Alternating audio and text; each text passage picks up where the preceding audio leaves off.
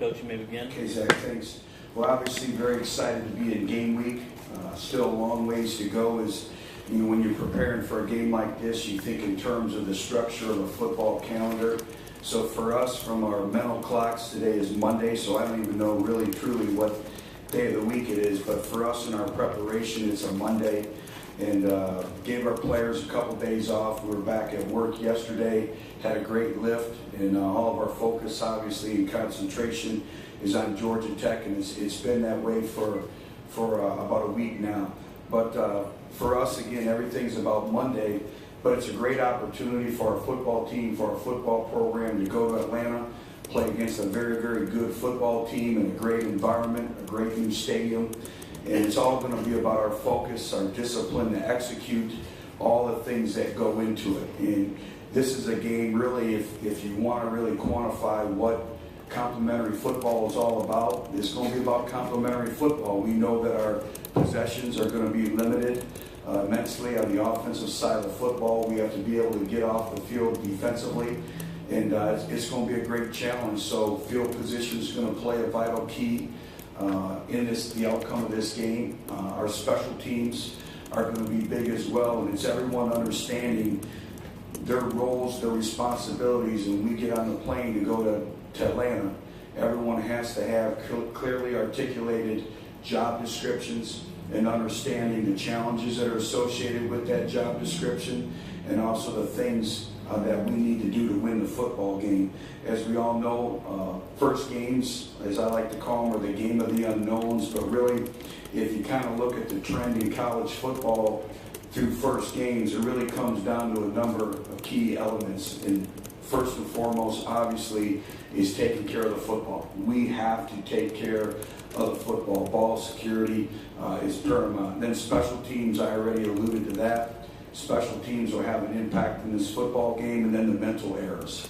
And it's the ability, the discipline to execute for 60 minutes, block out all the clutter and distraction, and just focus on execution and understanding your role and your responsibility. In terms of injury situation, Darren Kirkland went through surgery today. It is a meniscus. I'll know a little bit more after the press conference in terms of a time frame for Darren.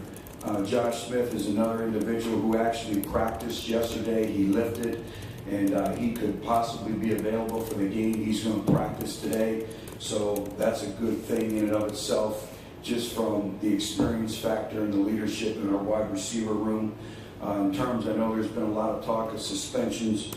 Drew Richmond will not make the trip to Atlanta. He'll be suspended for violation of team rules. If he does everything that he needs to do, he'll be available and he'll be back for Indiana State. So I'll answer any questions y'all may have. Steve. First, just housekeeping on the Kirkland thing. Is he definitely out for at least the first game? And also the quarterback situation, you had the or. Is it a thing where you've made up your mind, just aren't going to announce it yet, or is it still in competition? Well, first, I would answer the Darren Kirkland question, and he is out for this game. And like I said, I'll know a little bit more of the timetable. There's so much that goes into it, and really how the surgery went and all those things, so I'll know a little bit more at a later date. In terms, I want them competing. They may compete all the way through pregame warmups, and I think that's healthy. Again, I just want them to continue to compete. They've done a really good job in their game week preparation, and whoever goes out there first, I guess we'll know on game day.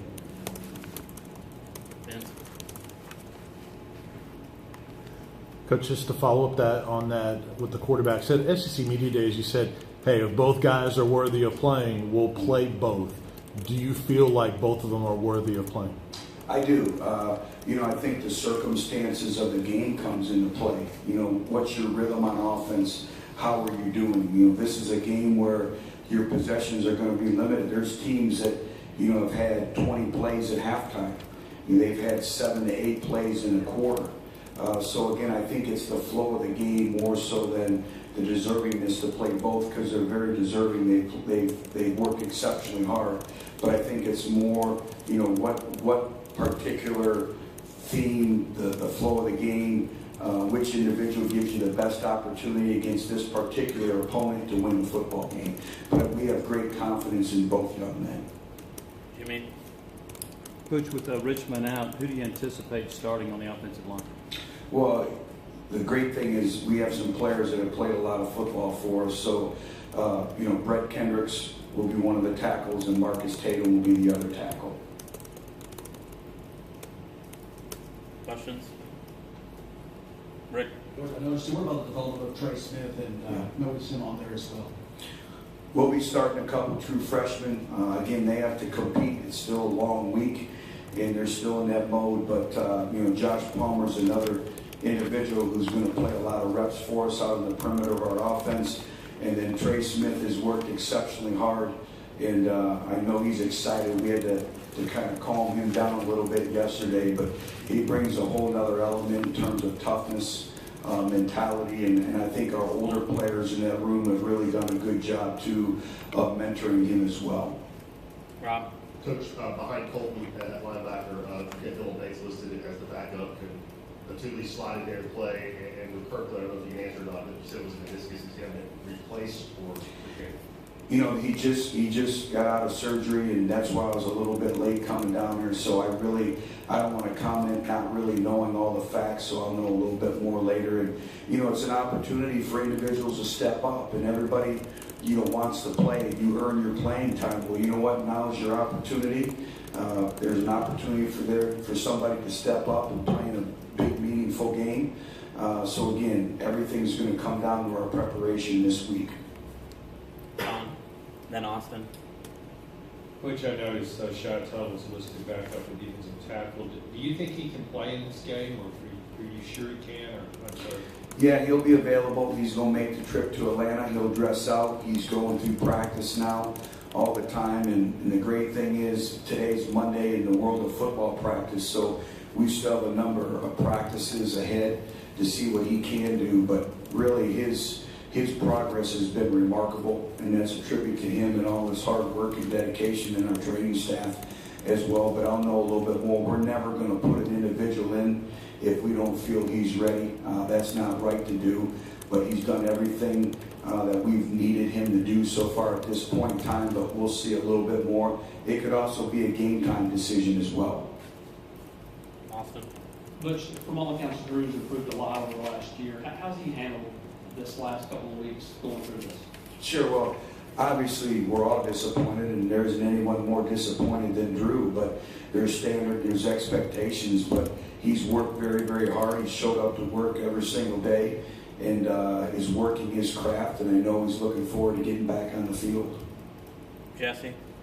Butch, in the back here, the kicking situation, where's your comfort level with that right now? And, do you have a guy that you feel more comfortable with maybe than the other?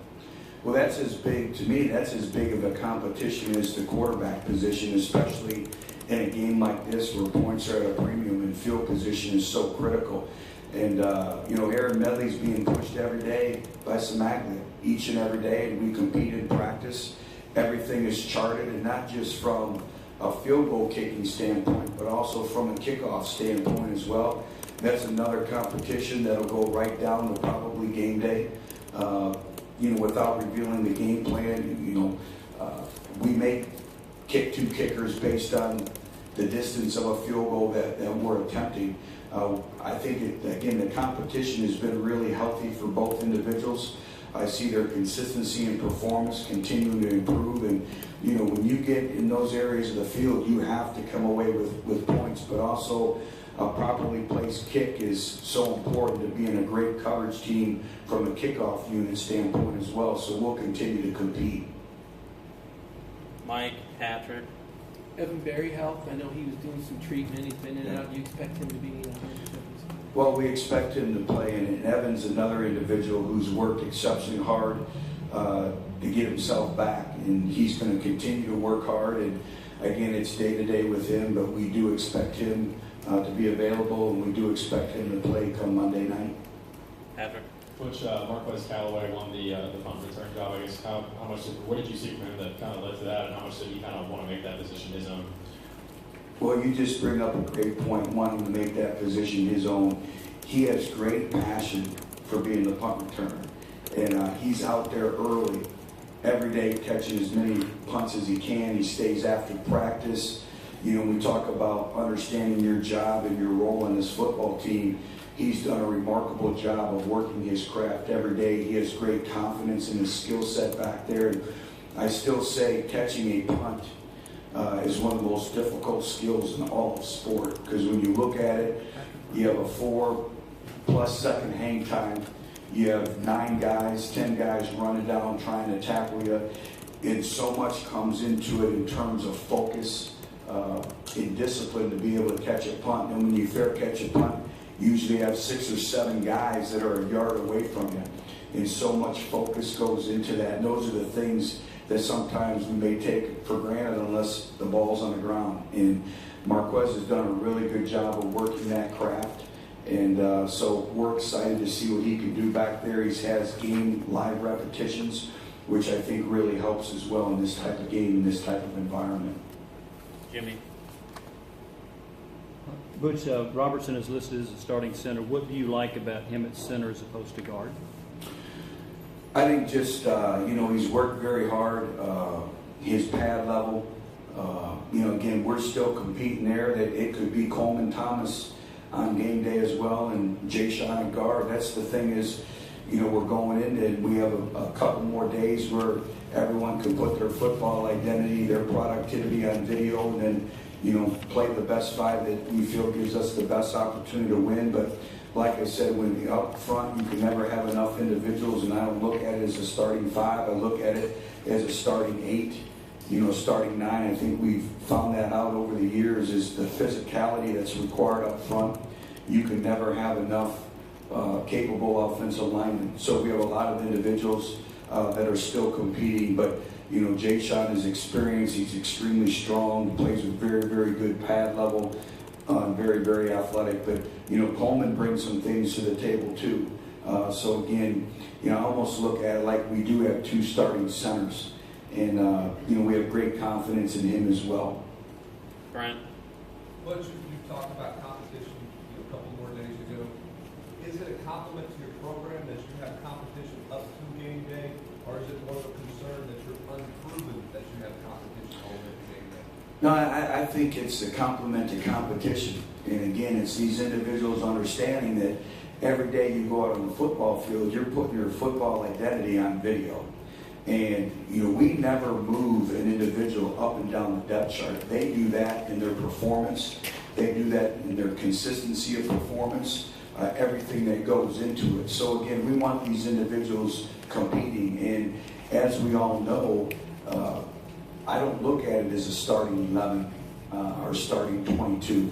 We need anyone and everyone, and everyone's opportunity is going to come. And some individuals may not have a great opportunity in this game, but the next game, the 3rd game, or the 4th game, they're getting that opportunity. And, I go back, kind of shifting gears on you. I think one of the greatest stories that we have of a true freshman on our football team that really is resolve and resiliency is Josh Palmer. And I don't know if anybody truly understands his story. And if you talk about a young man who understands competition, he defines it. He grew up in Canada. He's from Brampton, Ontario, right outside of Toronto. And I always dreamt about playing college football. And he goes and lives with a family member in Florida. And he goes to St. Thomas Aquinas, and he has a 1-hour commute each way, every single day. And he has 2, quote-unquote, 4 and 5 stars ahead of him that have a ton of scholarship offers. And we watched him in spring football, and we kind of had him on our radar. And he didn't play, the first 4 games of his high school career. His senior year, he didn't play. And then all of a sudden, unfortunately, one individual gets hurt. He goes in there, and the rest is history.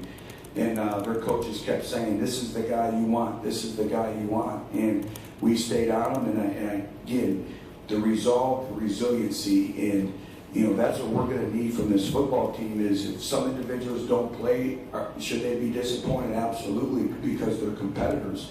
But also, it's a long football season. and everything is about how you handle adversity and all that goes along with that. And we're going to need everyone on this football team throughout the course of a long football season. All right, last two questions, Mark and then Mike. Butch, Darren has the high ankle sprain last year. Obviously, he battled some injuries this offseason. Now this happened. What's his mentality like right now? You know, I give that young man a lot of credit. Obviously, football means everything to him, and I know he was looking forward to being out in the field Monday night, and it was just one of those unusual, bizarre things that happened in practice. Somebody just fell over, and the play was over. It was non-contact, and you know, that's the game of football, unfortunately. But he was very disappointed, but not discouraged.